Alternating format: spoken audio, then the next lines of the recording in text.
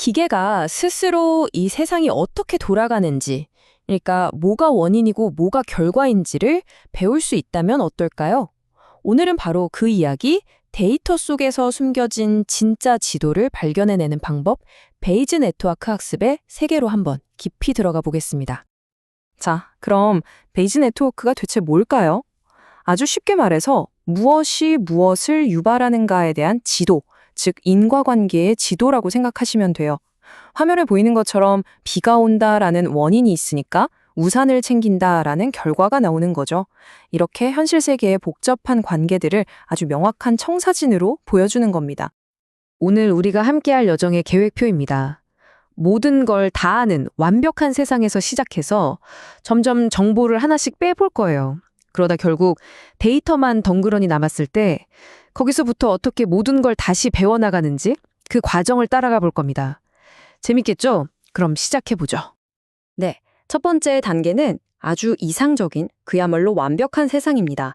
여기서는 우리가 인과관계의 지도도 완벽하게 알고 있고 그 안에서 작동하는 모든 규칙, 그러니까 모든 확률값까지 전부 다 알고 있는 상태에서 출발합니다. 이게 무슨 말이냐면요. 이 완벽한 세계에서는 그냥 비가 오면 우산을 챙긴다라는 관계를 아는 것에서 그치는 게 아니에요. 그럴 확률이 정확히 몇 %인지, 85%인지, 90%인지 그 세세한 숫자까지 전부 다 꿰고 있다는 뜻입니다. 모든 게 명확한 거죠. 자, 그런데 현실은 완벽하지 않죠. 이제 진짜 문제에 부딪힙니다. 인과관계의 지도는 있는데 그 안을 채우고 있는 정확한 숫자들, 즉 확률을 전혀 모른다면 어떻게 해야 할까요? 바로 여기서부터 진짜 학습이 시작되는 겁니다. 바로 이게 이번 단계의 핵심 질문이죠. 우리 손에 있는 건 뼈대뿐인 텅 빈 모델이에요. 그럼 이 모델을 채울 숫자들, 이 규칙들을 데이터 속에서 어떻게 배워낼 수 있을까요? 이제 본격적으로 학습의 세계로 들어가 보겠습니다. 이 미지의 확률들을 알아내기 위해서 우리가 가진 관찰 데이터로부터 배우는 방법이 필요한데요. 여기에는 크게 두 가지 접근법이 있습니다. 뭐랄까, 진실을 찾아가는 두 가지 서로 다른 철학이라고 볼 수 있죠. 이 두 방법의 차이를 엄격한 회계사와 노련한 탐정으로 비유하면 딱 맞습니다. 최대 가능도 추정, MLE는 데이터에 적힌 숫자 외에는 아무것도 믿지 않는 깐깐한 회계사 같아요. 그래서 데이터가 조금만 부족해도 좀 성급한 결론을 내릴 수 있죠. 반면에 베이지 학습은 노련한 탐정입니다. 데이터를 물론 아주 중요한 증거로 보지만 거기에 자신의 기존 지식이나 직관까지 동원해서 사건을 해결하죠. 그래서 훨씬 안정적이고 믿을 만한 추론을 할 수 있습니다. 바로 이 예시가 그 차이를 정말 극명하게 보여줍니다. 한번 상상해 보세요.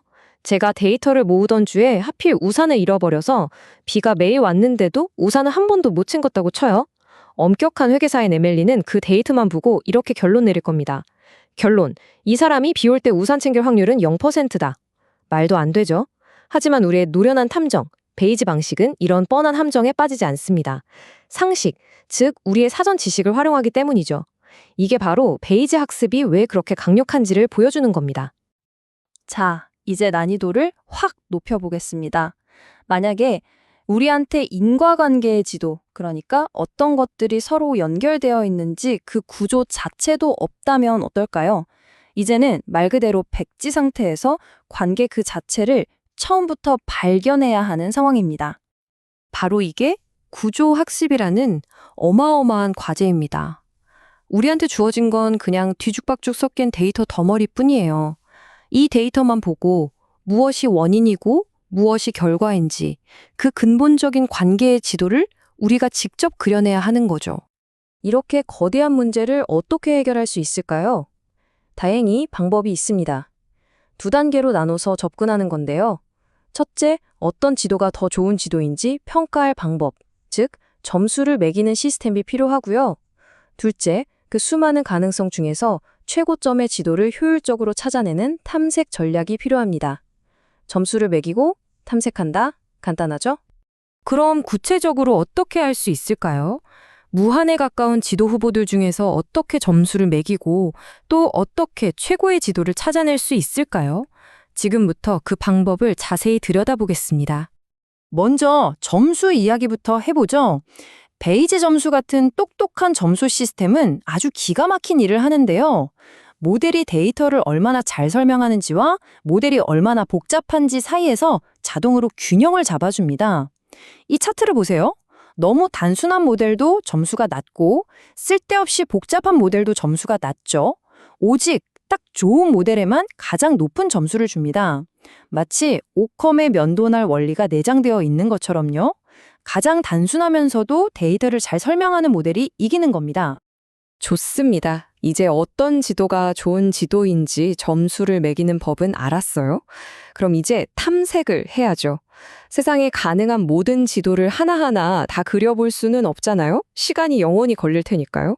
그래서 영리한 지름길이 필요한데 그중 가장 유명한 방법 중 하나가 바로 지역 탐색이라는 전략입니다.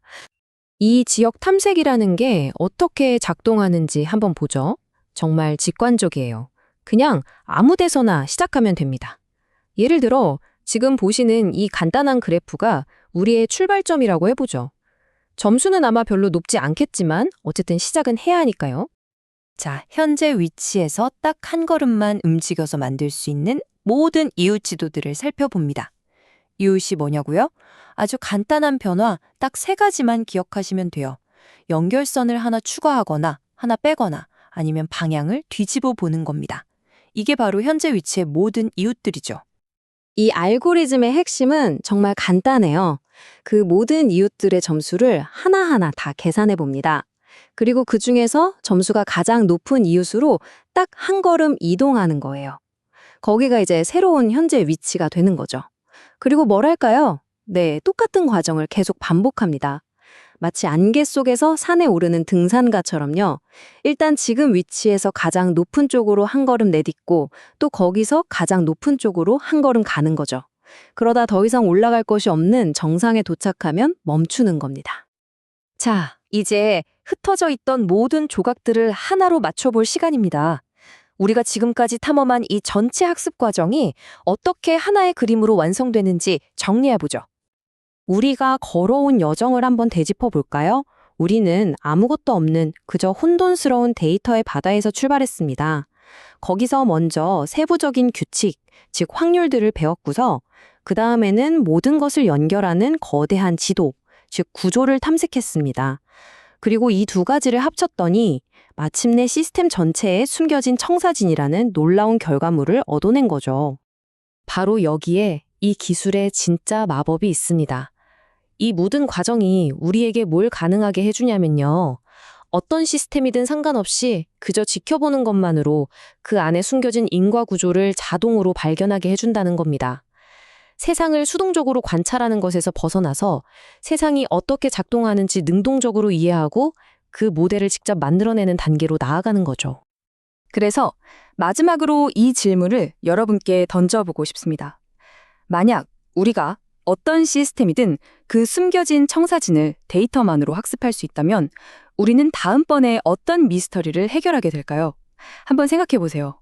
우리 DNA의 비밀부터 금융시장의 혼돈, 복잡한 사회 현상까지 그 잠재력은 정말 어마어마합니다. 과연 우리는 다음에 무엇을 발견하게 될까요?